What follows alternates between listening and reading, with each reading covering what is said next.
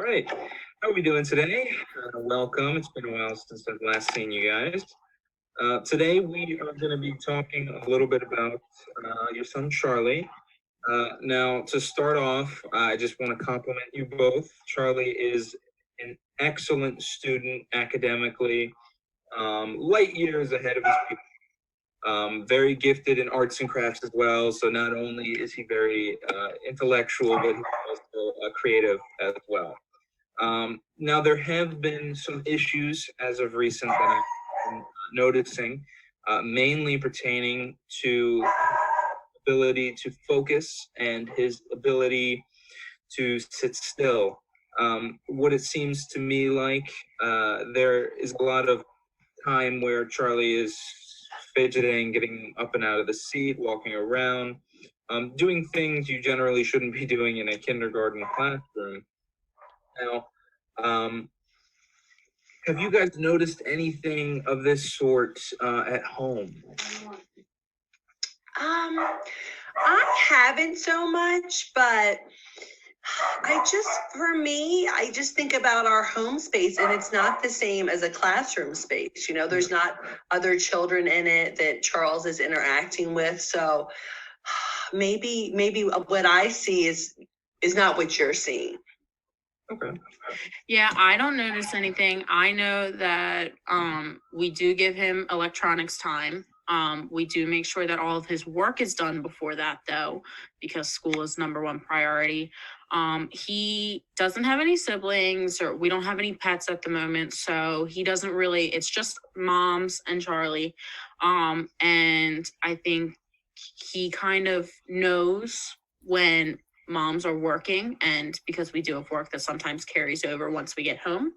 And he's a very independent kid. He can function very well on his own of, I'm going to be in there watching my TV shows and stuff like that. Once his work is done.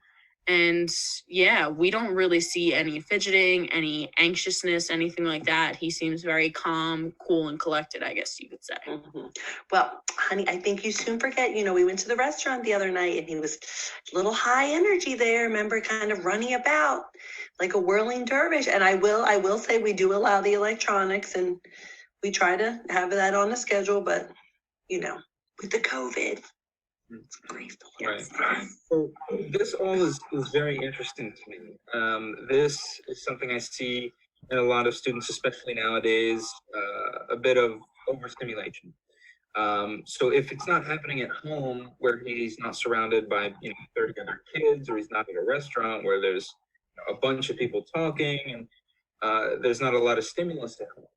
So I'm thinking that when he gets in these scenarios where there's a lot going on around him, he may just have to get up, have to move around. And this is, to be honest, this is something we see a lot with students who use a lot of technology.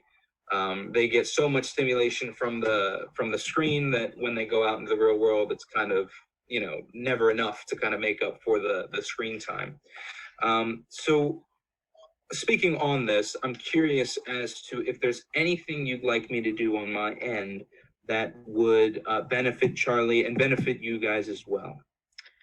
Well, I know definitely on our end, what we can do is at the end of this meeting, I will make sure to get in contact with his pediatrician to schedule an appointment so that, and just inform them of what's going on. And if they recommend running any tests or anything, and seeing, and really trying to figure out if something is wrong with Charlie, diagnose-wise, or if it is just something that it's just being in the classroom and it's a behavior thing that we can really work on and get down to it. So I do recommend that maybe we try weekly communication about Charlie, where, we send you updates, especially after we hear back from the doctor, so that we can really just keep each other informed, and if at the end of the week or something, you give an overall summary of how Charlie acted each day, whether it was good or bad, so that we can at home address that and ask him questions and kind of really see how he's responding and how he feels about it, and if he notices even that he's doing it. And I think that can be something that we will approach on our end to try and help figure out this figure out a good solution for this. Ms. Gallagher. Yes.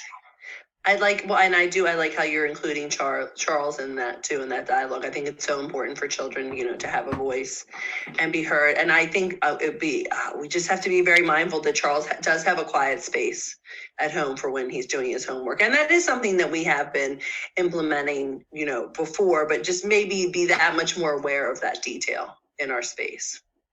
Okay. I'm liking what I'm hearing so far. These are great ideas. Something I would like to add, we could give you copies of his behavioral records from preschool. These could help if when you go to the pediatrician, you could bring in the behavioral sort of analysis from preschool, and we also have a record from the school counselor that you can bring, which could help the doctor in his diagnosis. Wonderful. As far as Thank you. the things that you have offered to do for weekly communication, I would like to suggest that we use an agenda. We can use an agenda by just giving this to Charles, and at the end of the day, I can write little notes in it. He brings it home, you write a little note back, sign it, make sure you've seen it, and bring it back to me. This way, the communication is, we can do this every week, we can do this every day, we can change it. That's just something I've seen help a lot of students who have a similar issue. And another thing we can do that would help with the agenda is a behavioral chart. So we can chart his behavior throughout the week. This is something we do on occasion, but he wouldn't be the only one. So after we get the behavioral chart, we can send a copy to you as well, or we could see, it's possible that through the behavior chart, we could see if there's anything that triggers him. One thing that I've noticed in the classroom is because, like I said, he's very academically gifted, he tends to finish his work before his peers.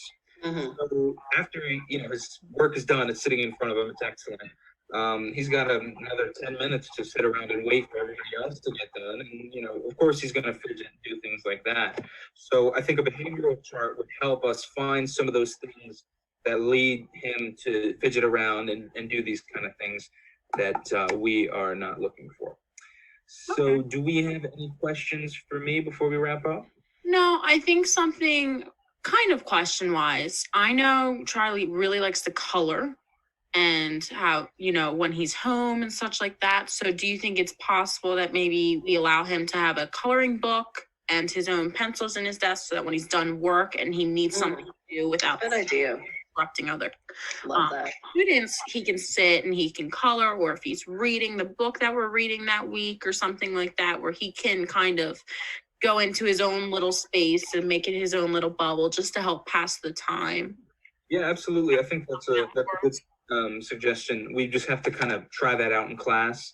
Okay. Yeah. If it does work, then it works. If everyone around him is like, hey, why does Charlie get to color and I still got to do work, causing any sort of issue, then maybe we can switch it around. But based on the classroom that I know, I don't think it would be an issue. So I'll definitely. Well, thank you, Mr. Henry. I appreciate your your openness and flexibility. And I also think that what we can do, Ms. Gallagher, when he gets home is, as you said, Mr. Henry, the electronics continue to overstimulate the kids with all the noises. Maybe we can tell him to get all of his homework done first, to let him go into a quiet room. That way it's all done too on the earlier side. So if we want to watch our nighttime shows, we can, like that. And that gives him a chance to unwind and really de-stimulate and kind of balance out from all the craziness of the day of just being with all the other kids and such, so that it really helps relax him. I think that's something, Ms. Gallagher, that we can do on our end. Good idea. I love that. I love so many good ideas. I just think this has been such a great meeting, and it takes a village, really, to raise a child. All right. Sounds good. We will certainly be in touch. All right. Thanks. Awesome. Henry.